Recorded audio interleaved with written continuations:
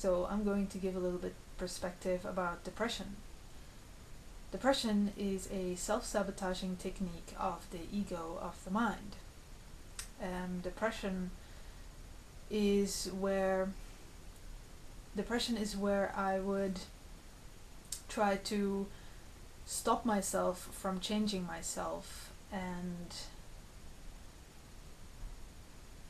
it is a self-sabotaging technique of the mind because it always comes up in moments where I am faced with the possibility of change. It always comes up in moments where I am actually being faced with what is necessary to be done for me to apply myself and be effective in my reality and actually do something. Depression and sadness comes up whenever I am being faced with a point wherein I have to make an effort and wherein I have to stand up and actually do something, and especially where I have to do something that I've never actually done before, and something where I have to basically push myself and apply myself and be consistent and stand.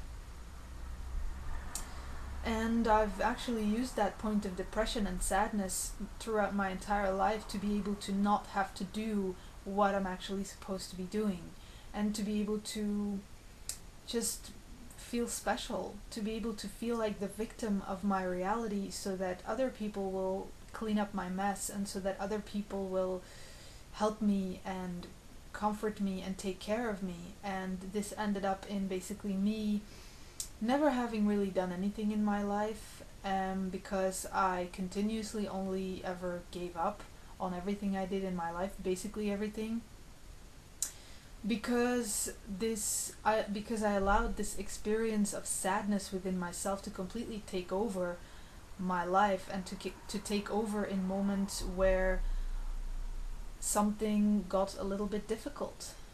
For instance, I would be working on a project or working out an idea that I had, and I would come upon a point where I would have to apply myself in a way that scared me a little bit. Maybe I had to do something that I felt a little bit uncertain about, or I felt a little bit fearful about, and then the emotional experience of depression would come up, and sadness and self-blame, and immediately it's like I was pulling myself down completely, like literally pulling myself down, and so that I would feel justified within myself to give up on whatever it was I was actually doing, to not have to go through with it, to not have to make that effort, to not have to face my fear, and to not have to step beyond my fear to actually complete the project.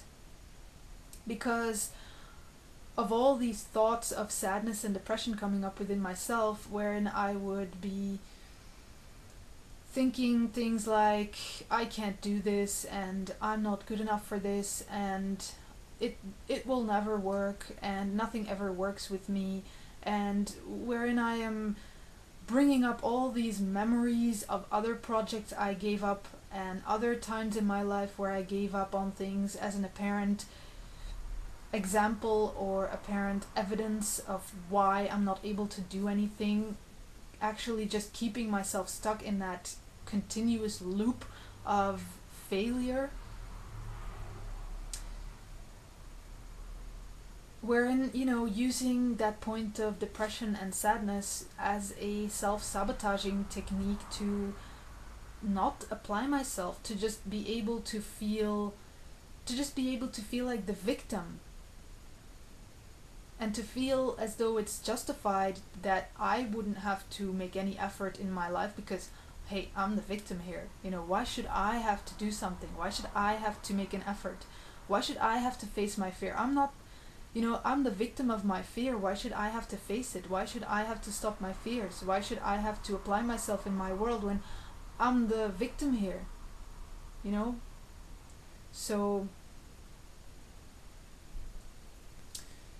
that's my experience with depression and sadness, and I only came to realize just how depression and sadness was something that I've created for myself to be able to experience myself as special and in some way in some way special, and in some way not responsible for myself, and not responsible for taking care of my life and taking care of my world and taking responsibility for my life. Um, so that's how I used depression and sadness. Uh, yeah, and I only came to realize that through applying self forgiveness, through walking a process of applying self forgiveness and consistently stopping any emotional experience within myself and not allowing myself to basically wallow in these kinds of emotional turmoil within myself. And then eventually I got to a point where I could actually see the deception, because as long as I was still allowing this emotional experience of sadness and depression to take over, and to, when it comes up within myself, to take over and to completely, fall into it, I actually still, that means I still actually believe that I really am the victim of my reality, and that I really am special, and that I really am not responsible for me and my world and my reality. So only through being consistent in stopping that emotional experience whenever it comes up and applying self-forgiveness have I come to realize that actually the emotional experience of depression and sadness is not real, in terms of it's just something that I have created myself. I have created depression, I have created sadness deliberately so that I could manipulate my environment, so that I could manipulate myself into actually believing that I'm the victim, into actually believing that I am special, and to create an excuse for myself to be able to hand over my life to my environment and to not have to take responsibility for my life in this world, by remaining stuck in this experience of myself of God, this whole experience of who am I and why am I here, and why is my life so fucked up, and God, I believe that I was an alien. I'm an alien here on Earth. I don't fit in. I'm God's mistake. I actually use those words. I'm God's mistake. So, yeah. I actually existed within that thought of believing myself to be God's mistake, and to have been put here on this earth by God by accident, and God, oh please, God save me, and waiting for God to come and take me back because I'm so special. I'm such a victim of this world. Oh dear Lord. And so basically depression and sadness is actually the result, I would say, of consumerism. It's the result of being a spoiled brat.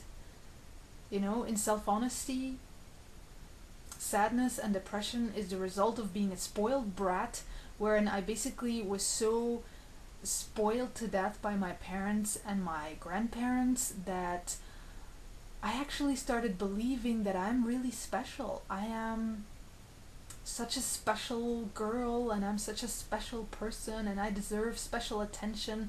So whenever people don't give me special attention, whenever I don't get what I want, I go into depression and I go into sadness, and why me, and I don't understand, and why is this happening to me, and it's not fair, and blah blah blah. So yeah.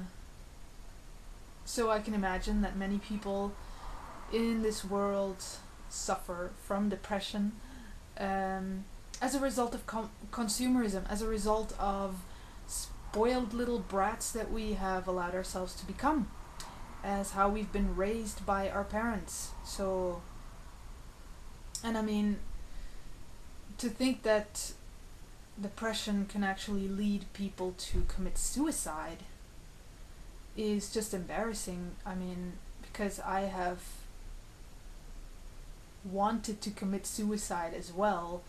I mean, because I was so stuck in that whole depression mode that, you know, actually believing it to be real when it's really not. It's not real. And because depression, the experience of depression is nothing but an excuse for us to be able to feel special, to be able to feel like a special child, like a special person. So, I mean, if you're feeling depressed and you're thinking about committing suicide and you feel so sad and you feel like you don't fit into this world, or you feel like you can't handle this world, or you can't handle your life, I would strongly suggest to postpone the killing yourself part and visit the Destiny website and start applying self-forgiveness, and you will see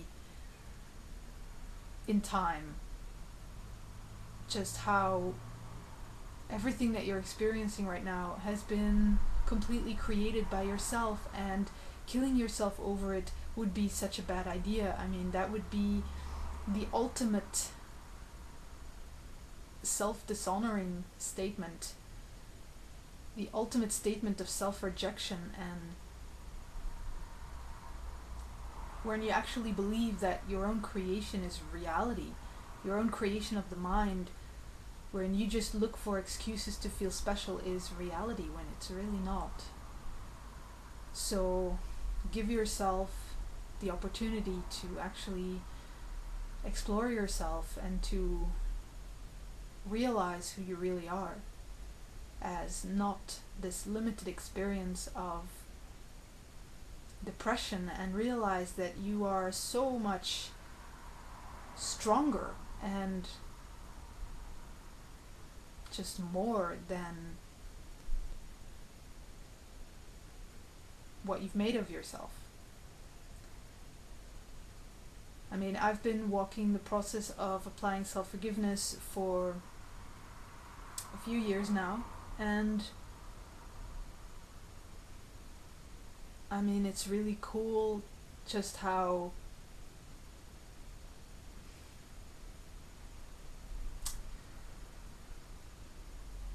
it's just really cool what you start to see about yourself. It's just so awesome how you can literally peel off the layers of the conscious mind and the unconscious mind and actually realize things about yourself that